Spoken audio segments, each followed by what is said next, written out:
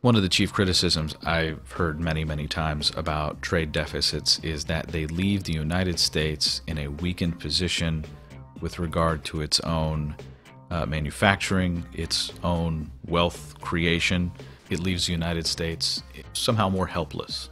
That's based on a fundamental misunderstanding of the benefits of trade.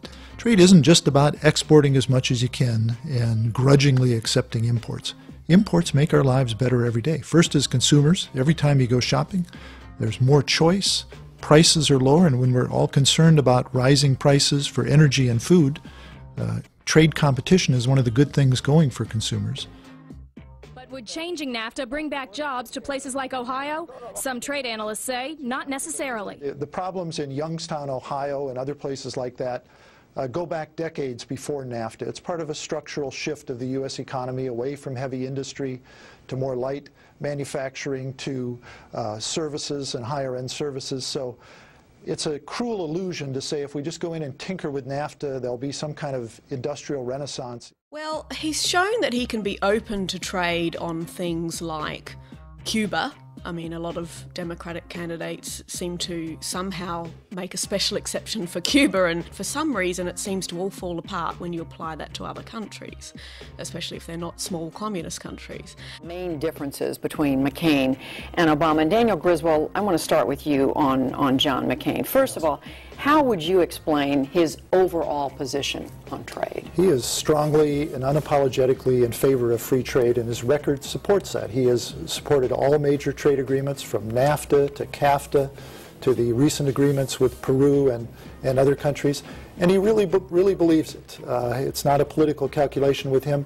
He talks about how free trade has strengthened America's ties to our allies, starting with the Cold War and after World War II, and also with Mexico and Canada, with NAFTA. So it's a foreign policy issue with him as well. And while he acknowledges that trade has put some Americans out of work, it has given us a stronger economy, created opportunities for millions of Americans. It's good for America, even though certain special interests oppose free trade. Since NAFTA passed in 1993, we've added 26 million jobs. The real compensation earned by American workers, that's wages and benefits, is up 23%. Manufacturing output is up 40%. This is a very good record. Now, jobs have gone down because, as Senator Obama said, basically because of automation. The workers, manufacturing workers, are still so much more productive. And another thing trade has done, and Senator McCain is very tuned into this, is it has given us a more peaceful world. It has brought peace to places like East Asia. It certainly has to Western Europe. And so he sees, and that's why he traveled abroad, I think, to show that trade isn't just about jobs at home and incomes at home, which I think it's delivered on, but it is about building foreign policy ties to our friends abroad. Well, I hear a description where I think Thea Lee is saying Senator Obama more sensitive to some of the complexities of trade in 2008 and beyond. Unfortunately, I think he's more sensitive to special interests rather than the nation's overall benefit. He's trying to have it both ways. If you read his book, he says positive things about trade in a general sense, and yet when the crunch comes and there's an agreement on the table to expand trade with important allies like the democracies in Central America, he finds a way to oppose it. So these are our two closest neighbors, our two closest commercial trading partners, and he's going to, out of the box, wave a billy club over their heads and tell them they need to renegotiate this successful 15-year treaty. It's worked in Mexico. Mexico has one of the most stable economies in Latin America. They have a thriving pluralistic democracy, and we're telling them they need to renegotiate this 15-year commitment. I think John McCain is well within the tradition of previous U.S. presidents. Barack Obama would be, at least based on his rhetoric and his voting record, the most protectionist president America's had in decades. Look, trade is one of the good things going for the U.S. economy. While housing is tanked, trade is the one cylinder that keeps pumping away. Exports were up 12% last year, earnings on foreign investment up 20%. It's one of the good things going for U.S. companies. These free trade agreements give us the level playing field that the politicians say they always want. The goods from Colombia, for example, are already coming in duty-free.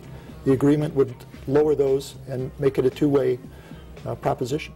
We have won a few cases against China in the WTO, but by and large the relationship is positive. Just because we have a trade deficit, that just means, you know, we are consuming more. It's not a function of trade policy, it's a function of fiscal policy, monetary policy, disparate patterns of savings and consumption. We've had the strategic economic dialogue going on for the past couple of years under the leadership of Henry Paulson, and he's talking about making structural changes in China to overcome thrift, building social safety nets, getting credit cards into the hands of Chinese citizens.